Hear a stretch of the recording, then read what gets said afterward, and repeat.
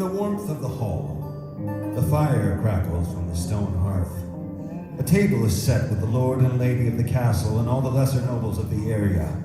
They are about to sup when they turn to the weary, thin, frozen night. The smell of plenty almost knocks Gawain to his knees. He is so hungry. Welcome, young knight. News travels fast from gate to table. You are Sir Gawain, and we are blessed with your presence. I am lord of this small castle. We've made a place for you to join us. Here, sit next to the lady of the castle. A seat was set between two women, one young and one old. The young one was the most beautiful woman Gawain had ever seen. She radiated her own unreachable sovereignty.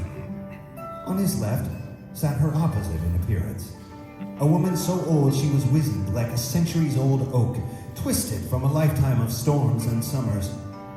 She may have once been beautiful, but she kept her face hidden behind jeweled veils. Only her watchful, heavily lidded eyes could be seen. He sat between the young and the old, the waxing and the waning. Both doted on Gawain. The lord laughed merrily to see them feast. Tell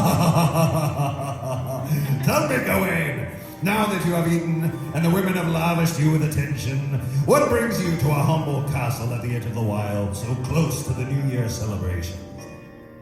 I have a grim appointment to keep, a hard promise that must be fulfilled by New Year's Eve. I am looking for a place called the Green Chapel. You wouldn't happen to know such a place. You're in luck. It is a half day's ride from here. A hop, skip, and a jump. No need to rush off. You stay with us for the next 3 days, and when the time comes, I'll lead you to the Green Chapel myself. You'll be just in time for whatever business you have in that wild place. In the meantime, I have a little game for us to play. Here are the rules. They are simple.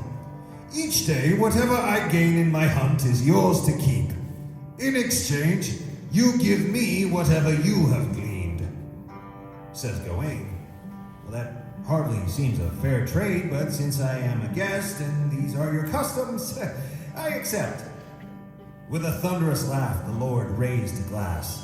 Let's drink to seal the deal. The rest of the night, the lady ravished so much love on Gawain, and the matriarch such wisdom that Gawain was intoxicated with them both.